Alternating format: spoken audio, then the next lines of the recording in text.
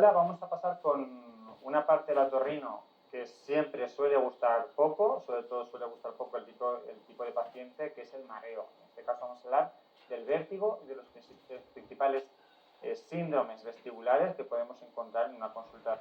Entonces, lo primero, el vértigo, acordaos que es un diagnóstico que es clínico, ¿vale? Es muy importante hacer una historia clínica al paciente, que a veces esto es lo más engorroso, y no está de más orientar un poco la historia del paciente para ayudarle a contarnos lo que le pasa. Antes de nada, quiero dejar muy claro una cosa, ¿qué es vértigo? Vértigo es mareo con giro de objetos y vómito, ¿de acuerdo? Siempre tiene que ir todo junto. Vértigo no es, parece que me voy a ir, voy a perder conocimiento, eso es un presíncope, un cuadro de presincopal, que es muy diferente a yo me tumbo, por ejemplo, en la cama y me empiezo a dar todo vueltas sin parar y me pongo a vomitar, ¿de acuerdo? Es muy importante preguntar e insistir al paciente que si lo que está notando le está dando vueltas o no. Y una vez que sepamos que es vértigo, a través de preguntar cuánto le duran los síntomas y qué síntomas asocian, vamos a poder orientar la historia clínica del paciente hacia los diferentes tipos de trastornos vestibulares que cursan con vértigo de origen otológico, por decir así.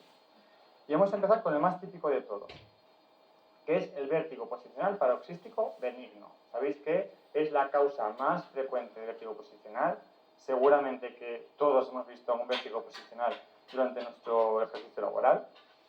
Y sabéis que está producido porque hay unos cristalitos en el oído, que son los otolitos, que están en las máculas del utrículo y del sacro y que no están ahí para molestar, sino que tienen pues, una función específica. Por ejemplo, cuando nosotros subimos un ascensor, la sensación de que subimos en el ascensor o que bajamos, ¿vale?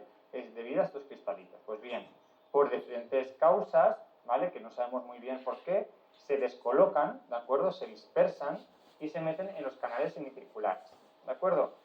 Cuando están en los canales semicirculares es cuando produce la clínica, ¿de acuerdo? Cuando empieza el vértigo posicional paroxístico benigno o VPPB.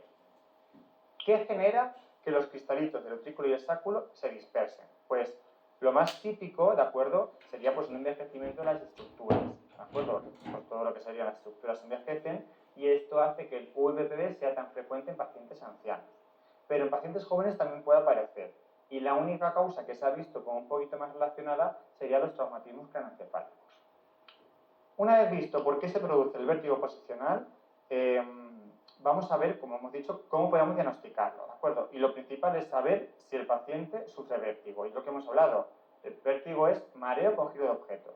¿Y cuánto tiempo le dura el giro de objetos al paciente? Pues bien, en un vértigo posicional paroxístico benigno se producen crisis repetidas de vértigo de segundos de duración, como mucho 1 minuto, ¿de acuerdo? Y que se desencadena sobre todo al tumbarse en la cama, ¿de acuerdo? Cuando el paciente se tumba en la cama es cuando empieza todo a dar vueltas sin parar. Nunca se acompaña de clínica otológica, ¿de acuerdo? Cualquier paciente, y seguro que lo habéis visto, puede tener acúfenos, ¿de acuerdo? Puede tener pitidos en el oído, que durante el vértigo, si no varían de tono, si no varían de intensidad, no hay que tenerlos en cuenta, no se considera concomitantes a la crisis, ¿de acuerdo? No tiene nada que ver con la crisis.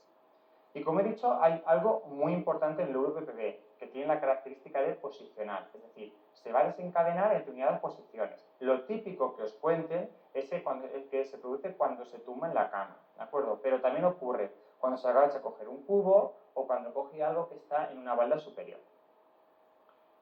¿Cómo diagnosticamos? Como hemos dicho, el diagnóstico con la historia clínica. Si un paciente nos cuenta esto, ya directamente pues ya estamos pensando que es VPPB y vamos a pensar qué tratamiento le damos, que ya sabemos que no es farmacológico, que es muy importante. ¿Qué tenemos que hacer? Pues siempre a estos pacientes hay que hacer una exploración neurológica básica para saber que todo lo que sería la parte de neuro funciona estupendamente y tenemos que hacer, para diagnosticarlo de manera fehaciente, ¿de acuerdo? Para hacer un diagnóstico correcto, hacer una maniobra de provocación, una maniobra orientada a que cuando nosotros le tumbamos al paciente voy a generar ese movimiento de otolitos y me va a confirmar que hay otolitos donde no tiene que haberlos, ¿de acuerdo? Que es la maniobra de discal pipe. ¿De acuerdo? La maniobra de discal pipe es el proceso diagnóstico de un paciente con vértigo posicional paroxístico benigno.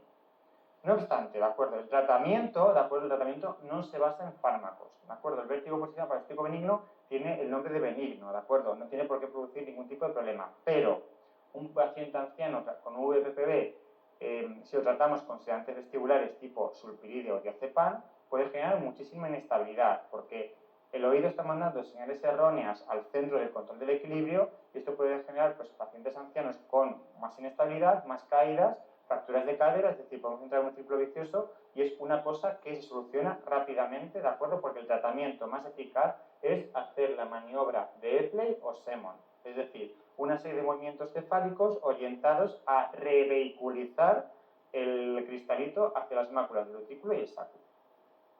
Hay que hacerlo, ¿de acuerdo? Es súper importante, sobre todo de cara al diagnóstico. Más pregunta o más tipo de vértigos, el neuritis vestibular. Es bastante diferente al vértigo posicional paroxístico benigno y se va más bien en un ambiente de urgencias, porque el paciente se pone realmente malo. La neuritis vestibular es un proceso en el cual se produce una inflamación del nervio vestibular que hace que la información que se recoge ahí deje de funcionar. Y por tanto, lo que ocurre es que se genera un vértigo que es constante, de manera que dura hasta días de evolución, puede llegar a durar hasta 2 semanas, en el cual imaginaos que es un paciente que está dando todo vueltas sin parar durante 2 semanas, ¿de acuerdo? No es como el vértigo posicional, que son crisis repetidas solo cuando me tumbo, solo cuando me agacho la cabeza, no, este paciente está malo todo el rato, ¿de acuerdo? Y tiene un nistagmo evidente, ¿de acuerdo? Además acompaña de cortejo vegetativo, como es obvio, y como es una neuritis vestibular, ¿de acuerdo? Como es vestibular, no suele tener clínica otológica asociada, ¿de acuerdo? Es muy importante que estos pacientes puedan mantenerse de pie, ¿de acuerdo? Además, es un dato clave en el algoritmo diagnóstico que conocéis, porque cuando no se puede mantener de pie, puede orientar más a que es un proceso neurológico. El tratamiento sintomático, ¿de acuerdo? Y se basa en la utilización de sedantes vestibulares, por ejemplo, el sulpiride o el diazepam, ¿vale? Antieméticos, es decir, estos pacientes están vomitando bastante y sin parar, ¿vale? Y se ha visto que los corticoides, es decir, si está inflamado el nervio vestibular, el corticoide lo que hace es desinflamarlo de manera un poco más rápida, saltarnos un poco pues, lo que sería la evolución natural o la curación natural, sino que lo que hace es acortar el tiempo de síntomas y que el paciente se encuentre mucho mejor antes.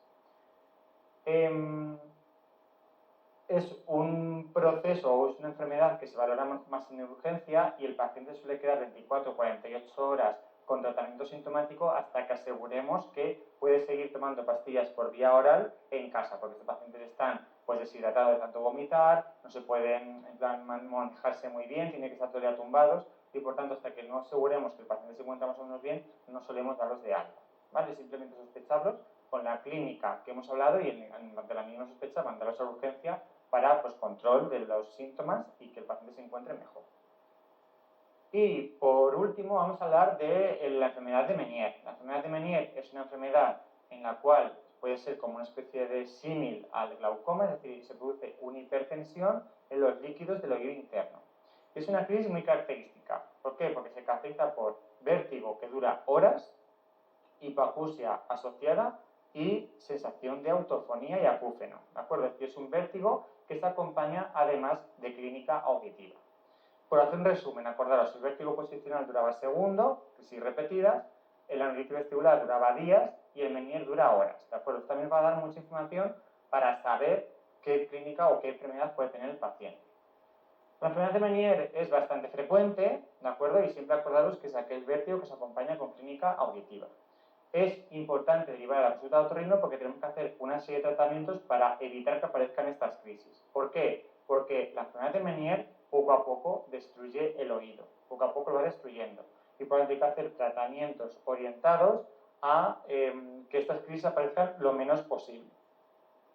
Para vosotros, en la consultación primaria, ¿qué tenemos que hacer? Si os acuden porque presentan algún tipo de crisis, el tratamiento es muy similar al tratamiento que hacemos con la neuritis vestibular. Lo que hacemos es sedantes vestibulares, sulpiride o diazepam, en función de factores de riesgo antecedentes personales del paciente, antieméticos, caridad cristiana, si está vomitando para que pongan algún tipo de antiemético, y corticoides. ¿De acuerdo? El corticoide también en este caso se ha visto que acorta mucho el tiempo de crisis y mejora, por tanto, la morbilidad del paciente.